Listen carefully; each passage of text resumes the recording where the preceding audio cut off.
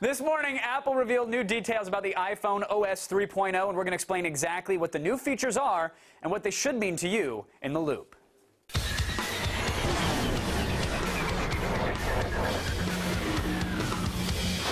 Joining me from New York to help us make sense of it all, Deputy Director of Special Projects for Forbes, David Ewalt is here. Welcome back, David. How are you? I'm good, thanks. Are you as excited for, I don't know, 1997 features from smartphones as I am? Because Apple announced hundreds of thousands of new stuff today and new APIs, but the big deal here was cut and paste, right? I mean, that was what everybody was waiting for. I'm thrilled to know that now my $400 top-of-the-line iPhone is going to be able to do what BlackBerries have been able to do since 2003. Right, or my HP Jornada from way before then. Yeah, cut and paste is finally here, as well as multimedia messaging. Now, Dave, some people are angry that iPhone owners would even be excited about this because they say, well, obviously these features should have been in there from day one. So is this really that exciting? And do we have a right to be excited? And why didn't Apple do this right out of the damn box? Right. Well, I think it is exciting because, well, first of all, it was missing features. And some of us really do miss stuff, like being able to send and receive pictures through text messages. But the larger point is Apple didn't do this when they first launched the product because Apple has a real, for better or for worse, they're very particular about their design, and they have a vision for their products. So when the first iPhone came out, they said, you know what, you don't need copy and paste. You can do it this other way. You don't need it.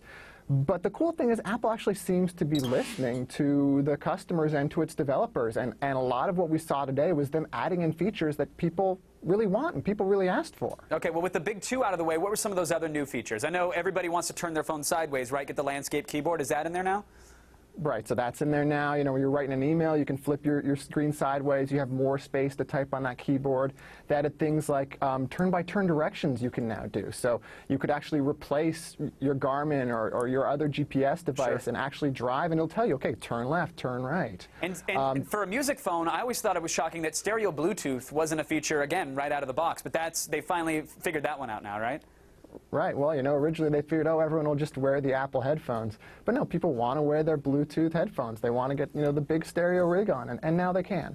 And I know a big deal that they were harping on over and over again was this peer-to-peer upgrade, the fact that you could connect to other iPhones in the area through Bonjour or Bluetooth. Why does that matter to, like, my iPhone-toting mom or my next-door neighbor who doesn't necessarily develop or deal with APIs or software development kits? Why does he need to know and care about the fact that his phone can now pair locally? Well, I think to the average person, what's cool about it is it allows you to share data and share files. So it could be as simple as, well, I want to call my Aunt Mildred, but I don't have her phone number.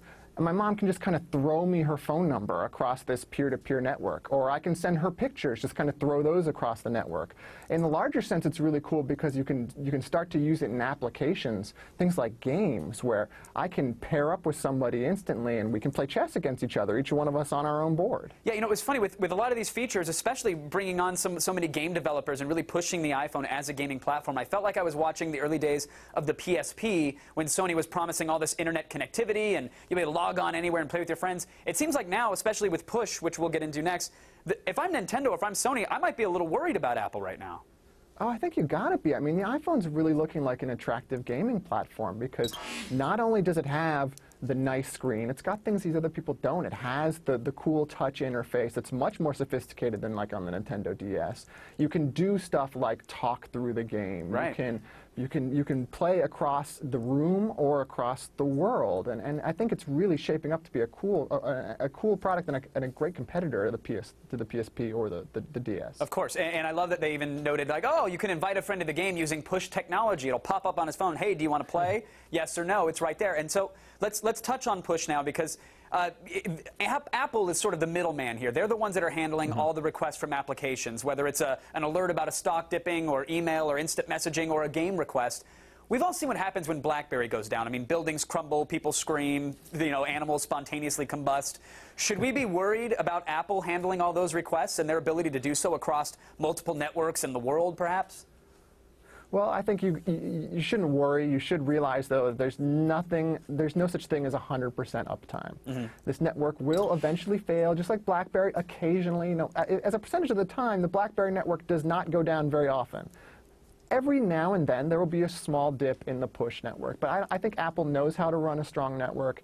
They're planning ahead for the kind of demand there's going to be for applications like this. It's really nothing to worry about. Okay, so I'll stop being so sensationalist for 1 second. That's fine. But I know they said summer release, which is, you know, okay, that's cool. Summer's a pretty decent-sized window. Any guess as to when we might get this new operating system on our phones? Maybe around Palm Pre, something like that? I think it would be a real great way to kind of steal some thunder away from Palm's news if it came out around then.